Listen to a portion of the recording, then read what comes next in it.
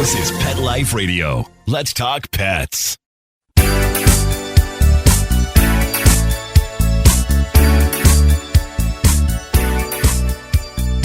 Hello, you're listening to Animal Party on Pet Life Radio, which means you're listening to me, Deb Wolf, and I'm here solo today. I'm going to give you a show that talks a little bit of this and a little bit of that, some dogs and some cats, and actually a little bit of birds, unfortunately, because they've been in the news, and just it's going to be a fast-paced show because I got a lot to cover. So first I'm going to start with a warning. And that is, if you see a sick or injured bird, don't touch it. Don't touch it. Not right now. There's bird flu going around the world, and it's really, really bad. It's really bad in my neck of the woods, Vancouver, British Columbia, Canada, where most of the poultry is raised. Now, there's no danger to eating eggs, but huge flocks are having to be culled, which means killed, in order to prevent the spread of bird flu, avian flu. And in one case, it actually got to a child, a teenager. So we have to be careful. Don't touch any injured or sick birds. All right, I'll keep you posted on that in 2025. Hopefully we can get a handle on this and it won't be the start of a new pandemic. Let's be real careful out there with our kids. And when we've got dogs at a park where there's ducks, put them on a leash. Don't let them eat the poo. Don't let them harass the ducks. Don't let them deal with a possibly sick duck or chicken or bird, or migrating bird, or just keep your dogs on leash because, they shouldn't be disturbing the birds in the nest anyway, so it's good training. All right, everybody, let's talk about pumpkin. Yeah, I talked a little bit about pumpkin in October when you were all making your jack-o'-lanterns, and I said, please don't put bleach on it. Use vinegar if you have to. Don't paint them, because at the end you can give them to animals, right? Like goats, or throw them in a composter and they biodegrade, or put them out for the wild birds. All that's good. And the seeds chopped up fine can be fed to animals. Some people believe it's a parasite cure. But as far as pumpkin goes, the vets say it's really good for dogs and for cats. So let's see. What do they say? They say that pumpkin is high in fiber, low in fat, low in cholesterol, loaded with beta-carotene, magnesium, potassium, iron, zinc, and vitamins A and C. So all very good. Now, the canned pumpkin you buy in the store, you got to make sure it's not the kind for pie, that is actually just canned pumpkin. It will be mostly water and pumpkin. So how does it help your dog or your cat? Well, some people say, and the vets are mixed about this, that it helps with coat and eyes and all this kind of stuff, skin, coat, immune system. But everybody agrees it helps with digestion. Everyone agrees that it helps cats deal with fur balls better, and it helps dogs deal with any kind of gastric issues. So whether it be constipation or diarrhea, the fiber in the pumpkin helps if they have too loose stools or too hard, or the cat is struggling with hairballs, or they've got diarrhea because maybe they had a little too much treats or something like that. Then, a little bit of pumpkin goes a long way. So what do? You buy a can of this and once you open it, you keep it in the fridge. And then if you have, say, a chihuahua or a toy poodle or a cat, right, a 10-pound-ish animal, then just a couple of teaspoons with each meal, mix it in. And they love it, so it's not a problem. It'll make them eat their food. So that's something to try. And I would say, as with anything, if you've never given your little dog or cat pumpkin before, since 2 teaspoons is the full dose with each meal for a 10-pound animal, I would start with 1, just to see. Because maybe your cat or your dog is overly reactive. Maybe your constipated cat is all of a sudden going to let loose, and you don't want an explosion. So go easy. Go with a half dose. Now, if you've got a Great Dane, right, like he's 90 pounds, 100 pounds, maybe he's 180 pounds, okay, there's going to be a way bigger dose. So if a toy poodle needs a couple of teaspoons, then I'd say a Sheltie might need a tablespoon and a half, maybe 3 teaspoons, and then going up the scale, or a Maine Coon cat, a fat cat, a big cat, and then going up the scale when you'd get to, say, a mini Australian Shepherd might need 4 teaspoons, And a Labrador Retriever, if she's slim, a 50-pounder, or a doodle, most doodles would probably need 2 tablespoons. And then you go up to the next size up, the Golden Retriever and Pointer and German Shepherd and all those 60 to 75-pound dogs. They probably need an eighth of a cup. And then going up, you're going to get a quarter cup on the bigger dogs. And once you get to the Great Dane, you're in the half a cup of canned pumpkin per meal. So, but a Great Dane, I mean, I once met one that was 210 pounds. Most of them are clocking in around, I don't know, 160, 180, and, 6 foot tall. So that's a little bit of a different story. Whenever you get, it's interesting, when you get a little animal, tiny one, or a giant one, your healthcare costs go way up. All your costs go way up, actually. People think, oh, the smaller dog will be cheaper. No, not necessarily. They're very breakable. And putting them under is a big deal. Micro doses of everything. And the same is true with the big guys.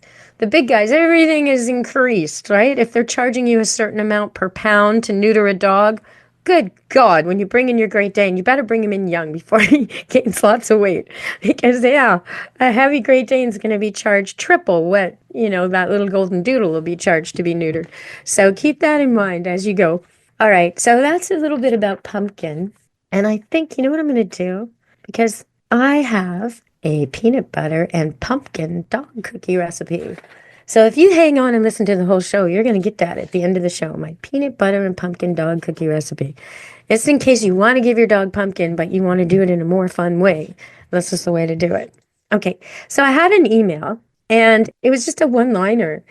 First he says, why don't you do jokes anymore? And then he says, do over-easy eggs come from party chickens? That's it. That's the whole email. All right. Well, I read it on air, so I guess I do jokes again. I used to, when the show first began, I used to do a little pet riddle or joke most of the time when I was on the air. And my kids were really little, and they used to get a kick out of the jokes, and sometimes they'd give me them or they'd take them to school, and I was always looking up little jokes. So I guess I've got a fan from those days. So I'll go back to telling the odd joke here and there, the odd pet joke. Do over-easy eggs come from party chickens, he asks.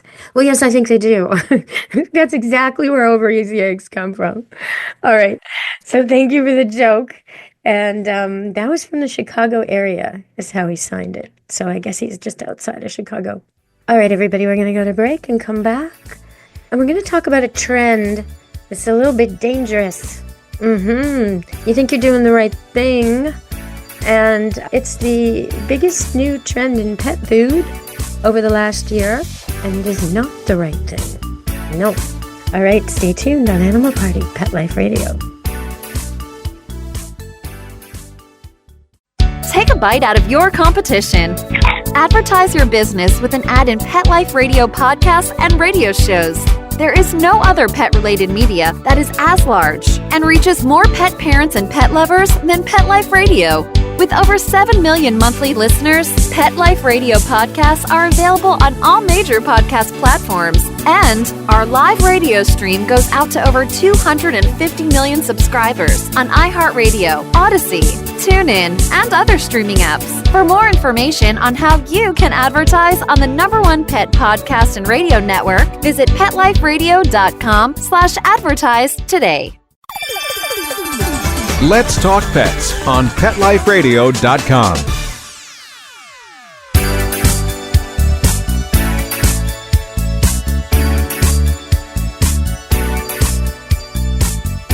Hello! We're back on Animal Party Pet Life Radio. It's me, Deb Wolf, talking to you from Camp Good Dog. And I notice it here. The dogs come to board. The owners are going to Hawaii or wherever, and they send their dog here, and they bring the food and the meds and the vitamins and all the stuff they're sending their dog. So I get to look at over the years how things have changed since 1997 to now and what they're sending. And I notice loads of people who think they're doing the right thing and are pampering their pets to the ultimate degree are buying grain-free pet food. Now, it sounds like a good idea. You think, okay, what wolf goes out and eats grain? Well, yeah, no, they don't. but they do eat animals with partly digested grains in their gut. So that counts for some grain intake. And actually, they do eat grasses. They do eat some grains at times. So, but besides that, your dog is not a wolf anymore. And the thing is, there's been a lot of problems. So I'll just read to you some of the news I've dug up on this subject. The FDA is investigating a potential link between grain-free diets and a potentially life-threatening heart disease. Now, this heart disease, which is called DCM, was hardly ever found before. And now it's found a lot, and almost always it's found in dogs who've been fed grain-free diet. So the FDA has received reports of DCM in dogs that were fed grain-free diets, even in breeds that aren't genetically predisposed to the disease. Grain-free diets may lead to taurine deficiency, which can make dogs more susceptible to DCM. And what taurine is, it's an essential amino acid, and dogs need it to be heart healthy. They just need it. It's in meat. So I notice also a trend in vegetarian diet for dogs. And it seems politically correct and it might feel good, but your dog's a carnivore. He's an omnivore. He's not a vegetarian. And your cat even more so.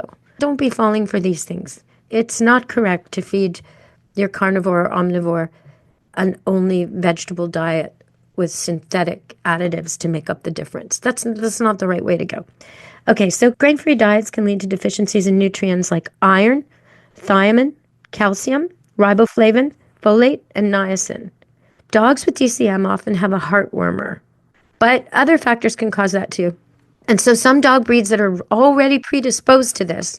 So if you've got a dog that's one of these breeds, you really, really, really don't want to do the grain-free, because now you're already susceptible to the problem.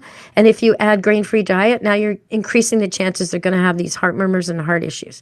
And they're pretty serious heart issues. Like, yeah, your dog could die from this, for real. So, okay, so the dog breeds who especially want to avoid the grain-free diet are Golden Retriever, Doberman Pinscher, Cocker Spaniel, Boxer Great Dane, Scottish Deerhound, Irish Wolfhound, St. Bernard, Afghan Hound, and Dalmatian. So if you've been feeding grain-free diet and you're concerned, switch back and maybe go see your vet. Get a little diagnosis going on, because we definitely don't want that happening. No, we don't. All right, everybody. So that is one of the biggest trends over 2024.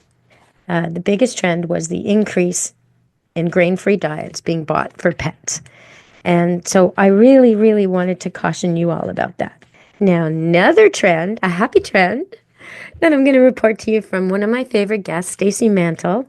And she runs a magazine called PetsWeekly.com. You can check it out for reviews of the best and worst products, honest reviews, trial tested by her pets. So for this year, her two favorite products of the whole year were both for dogs. And one of them is from a company called Snoozer, and it's called the Cozy Cave Bed. And it's basically like a contoured bed with a lid sort of thing. So your pet almost hides in there. They almost cocoon in it. It's really quite adorable. So check that out if you're looking for a new pet bed, and they have washable liners so you can refresh it. What I like to do for an affordable bed, if you're looking for something cheap and quick, and if your pet has issues, like maybe not fully house trained yet, or accidents, or loves to play in the mud, or something that makes you have to wash the whole bed all the time, then what I use is sleeping bags. Yeah, I put sleeping bags inside cushion covers. So I'll go to a secondhand store and buy upholstery cushion covers, because they're really thick and they've got really strong zippers. And then I'll put two sleeping bags in it. And that's a dog bed. Why? Because the whole thing can go in the washing machine and the whole thing can go in the dryer. And that means if one dog has an accident, it doesn't draw everybody to it forevermore. Or one cat. I do the same for my cat beds. So, okay, so that's a tip for me. But if you have a dog who's perfectly trained and neat and tidy, then I think the Cozy Cave Bed is an adorable solution. They're so cute in there, all cuddled in. And the overhang makes it so they don't have to deal with our overhead lights. Dogs have their eyes kind of on the top of their head more than humans. And so when we have our overhead lights blaring down at them all the time in such an unnatural way, they like to hide under things like a table or in a dark corner. Well, this bed can be right beside you in the middle of the room, wherever you want it, and the dog still gets that that dark, safe space. And yeah, they're adorable. It almost looks like a hamburger, the bun top, and then the dog's inside.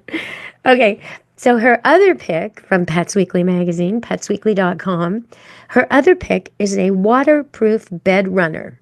And it's good for dogs and cats. It's called the Pup Protector. And they have different types that are fake fur, and they're sort of simulated to be a certain kind of fur or another kind of fur, depending on what suits your decor. And that's from a company called Paw. So the first one was from a company called Snoozer, and the second one's from a company called Paw. And those are her two favorite products for the whole year. So, yeah, we don't have to try everything. We can just ask Stacy or go to petsweekly.com to check it out. So I'm going to go to break and come back, and we have a message from our favorite veterinarian, Dr. Jory, over in Toronto. He's got a message for y'all when we come back. Stay tuned on Animal Party, Pet Life Radio. Take a bite out of your competition. Advertise your business with an ad in Pet Life Radio podcasts and radio shows. There is no other pet-related media that is as large and reaches more pet parents and pet lovers than Pet Life Radio. With over 7 million monthly listeners, Pet Life Radio podcasts are available on all major podcast platforms. And our live radio stream goes out to over 250 million subscribers on iHeartRadio, Odyssey, TuneIn, and other streaming apps. For more information on how you can advertise on the #1 pet podcast and radio network, visit PetLifeRadio.com/advertise today. Let's talk pets Let's talk pets on Pet Life Radio. Pet Life Radio. PetLifeRadio.com.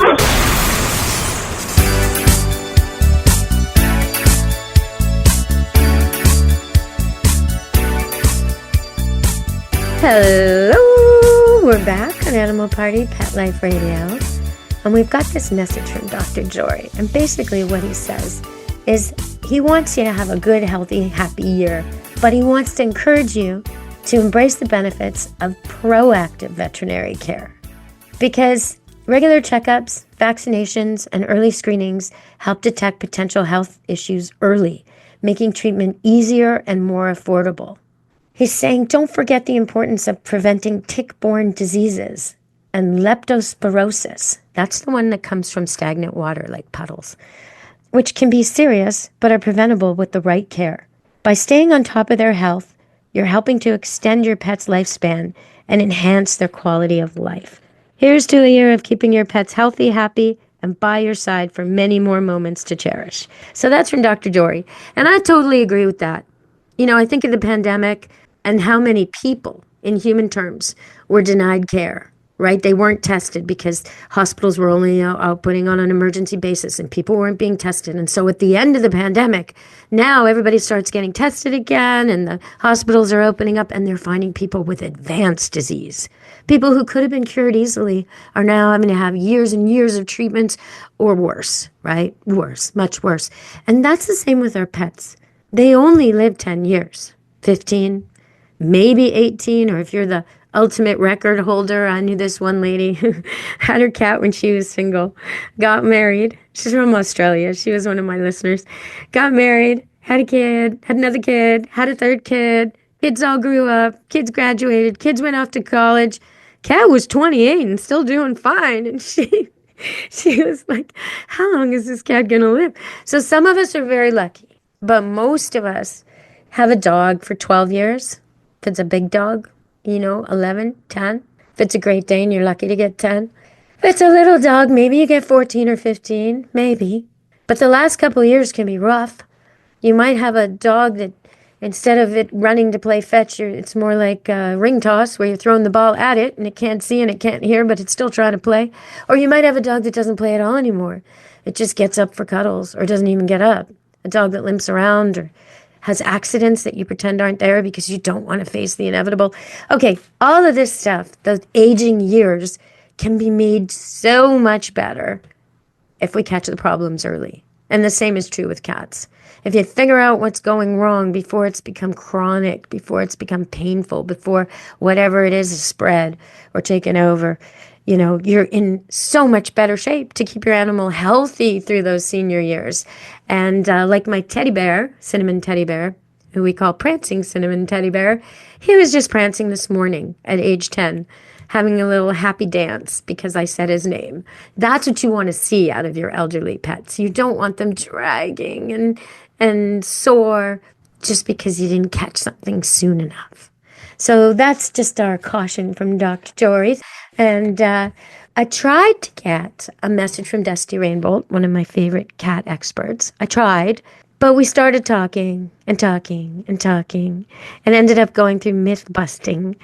And it got to such a point that we were both laughing our heads off. So you're going to have to hear from me and Dusty myth busting about cats, because it's going to be a great show. I'll tell you that.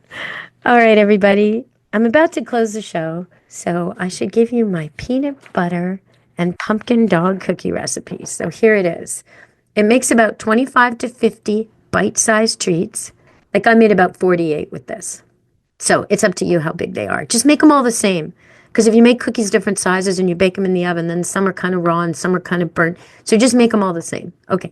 2.5 cups whole wheat flour, 2 eggs, 1/2 cup canned pumpkin, 2 tablespoons peanut butter, 1/2 teaspoon salt. But if you use salted peanut butter, I wouldn't use 1/2 teaspoon salt. 1/2 teaspoon ground cinnamon. And then you can use cookie cutters, like a bone shape maybe, so that humans aren't eating your pumpkin peanut butter cookies, although they might like them, I mean, there's nothing in here a human couldn't eat, so why not? All right, so there's your pumpkin peanut butter cookie dog recipe. If you dare to try it, let me know how it goes. I love to get your feedback here at deb@petliferadio.com.